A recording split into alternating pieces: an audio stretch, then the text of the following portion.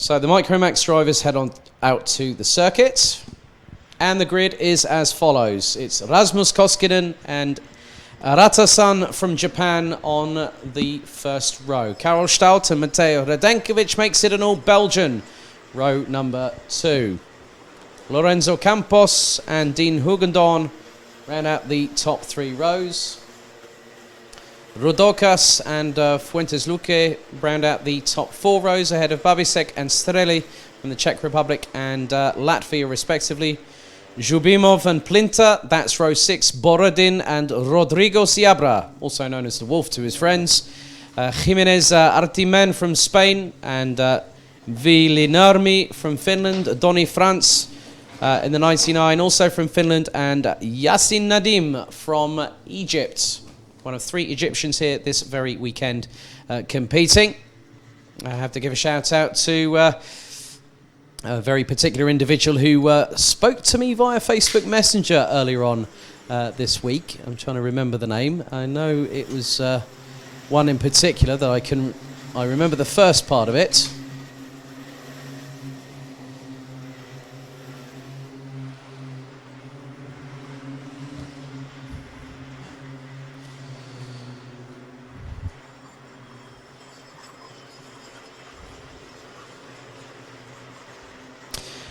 It was Mohammed Saad Ismail from Ghibli Raceway. So greetings to you, good sir. I know that he had some issues of trying to get over to us here in Spain, but I'm sure that when I next see him, I will definitely give him a very firm handshake indeed. And it'll be a pleasure to meet him in person. So, Koskinen and Endo Arata from Japan, based out of Fukuoka, is the number 51. And a very nice display of different liveries on crash helmets for drivers. It's always said that a racing helmet for a driver is their identity, and that couldn't be further from the truth. The number 40 of Yazin Nadim is running a bit behind the rest of the field and is trying to catch up, as they have bunched up into the rolling start formation, the earliest all weekend of any race that we have had so far. The top 10, it is Koskinen from Finland on pole, Arata-san from Japan on the other side of row 1, Stout and Denkovic, row 2, Campos, Hugendorn, row 3, Rodokas and Fuentes Luque, row 4, with Babisek and Streli rounding out the top 10. They come round the final corner, through turn 18, into the tram lines, revs rise, lights go out, do we? And we are racing. As they go towards turn 1 for the first time, nearly 3 abreast. Has there been an incident? 3 carts involved. Off of turn 1, 1 backwards into the gravel. That driver might not be making any further participation in this race, as Arata-san now down into P3 ahead of Lorenzo Campos, who's forced wide, going round towards turn 7, up the hill towards 8. As the leaders, and that is now Karol Stout from Belgium, right on the back bumper of Rasmus Koskinen. But Arata-san is up the inside of the Belgian now as well, goes up the inside, and who sent it right up the inside? That's the 96 of Mateo Radenkovic, and through goes, I think that was the 98 of Dean Hugendorn, also one of the youngest of the SP Motorsport contingent here, so a lot of battling up and down the order, 6 minutes plus an additional lap still to go here. So at the moment, it is Koskinen leading. Second is Endo Arata from Japan. Then it is the 96 of Mateo Radenkovic, and looks like Hugendorn is in the slipstream of one particular driver. That I think that might have been Rodokas, possibly. But Koskinen leads Arata, and then we've got Radenkovic. Karol Stout rounds out the top 4. Then we've got the 15 of Rodokas, and it was him that Hugendorn was in the slipstream of. But here comes Hugendorn again. This time is against Lorenzo Campos from Portugal, and that's the battle for 6th and 7th position. The number 23 of Tom Streli from Latvia rounds out the top 8 positions, and that is Babisek that is shown as a non-competitor now. Rodrigo Seabra, in the meantime, is fighting his way up into the top 10, and he's going alongside the number 11 of Borodin. And he's gone past. He's now up into the top 10 as the Wolf. So he's now going to try not to huff and puff and blow the doors down. He's going to try and huff and puff his way past everybody else. But he's got a huge gap from what is going to be 9th position. He's got an absolutely brilliant toe heading into turn 15 and 16. But the leaders come through. Aratasan has lost out, but the leader now is Matej Radenkovic from Belgium. And again now, Rotax and Campos battling away. 3-second penalty issued to Rodrigo Seabra from Portugal. Now, in many respects, that will be for some sort of infringement. If it's a jump start, it's a 5-second penalty. I'm just waiting for the timing to try and change itself. But on the timing, well, on the Digi flag, it was showing briefly a 3-second penalty. Whether that's been retracted, not sure. But again, Aratasan and Koskinen battling away for what is second position. This is allowing Matej Radenkovic to try and move away from the rest of the field. Karel Stuyt makes it 2 Belgians in the top 4. And he's in 4th place at the moment. Lorenzo Campos is battling off Dean Hugendorn. And then also looks to be Thomas Rotax, who's running on the Birlart chassis. So we've got the X-Breeze, the Cosmics, the Kart Republics. But the leading kart at the moment is a Tony kart.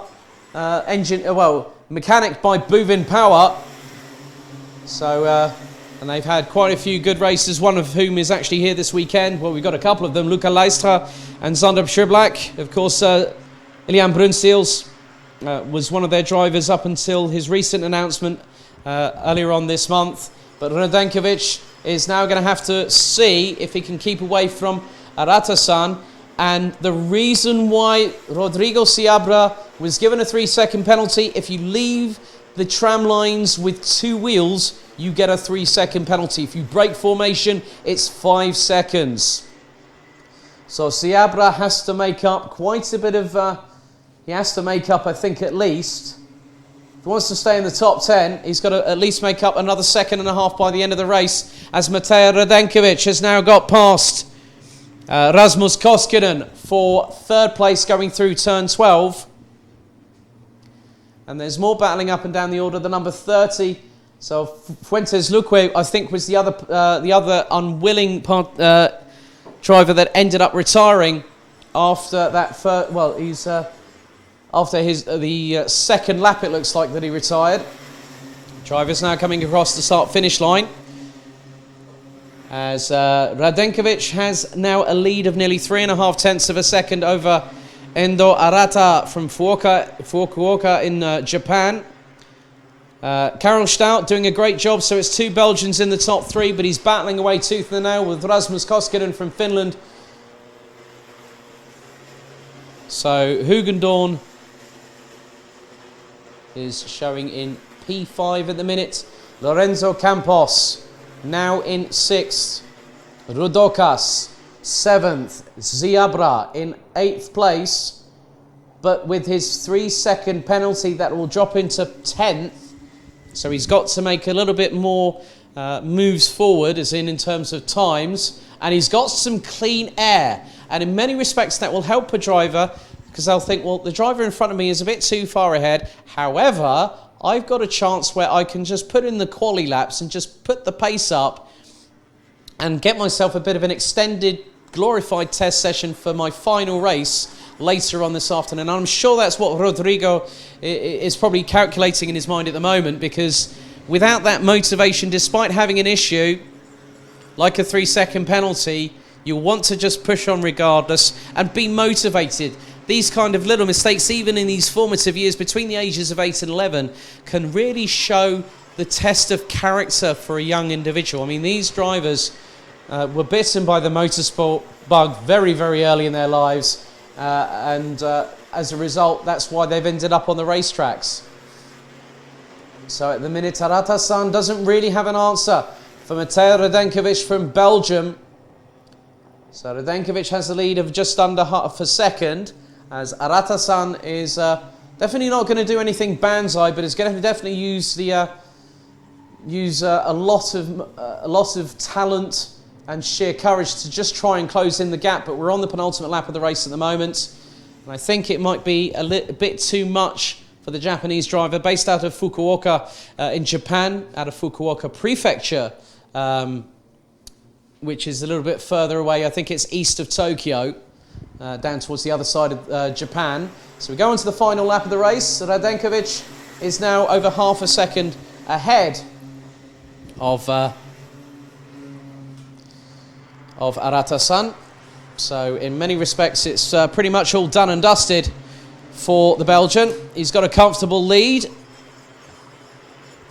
So at the moment, the biggest battle on track is 4th and 5th, Rasmus Koskinen, and then also Dean Hugendorn from the Netherlands. So we have an interesting battle that could come down to the final couple of corners, and it's looking to be the case. Lorenzo Campos still sitting in 6th position, and Rodrigo Seabra has done enough work. He must have been listening to me then, because he's actually managed to pull a gap of 4.6 seconds on Donny Frans, who started 17th and is now in 9th position. Leaders now coming through to turn 17 for the final time, and round the right-hander at turn 18 comes Mateo Radenkovic from Belgium in the 96 to win the second Micromax heat here at Campillos. Arata-san takes second place by 0.502 of a second ahead of Kaholstadt, so it's two Belgians in the top three. Rasmus Koskinen finished in 4th place ahead of Dean Hugendorn from the Netherlands. Lorenzo Campos takes a well-deserved 6th place ahead of Rudoka Seabra in 8th. Well done to the Wolf. He managed to pull a gap. I don't know what happened there, but Donny Frans had a major drama on the final lap itself. So Seabra will finish effectively 12.5 seconds off of the leader, keeping his 8th position.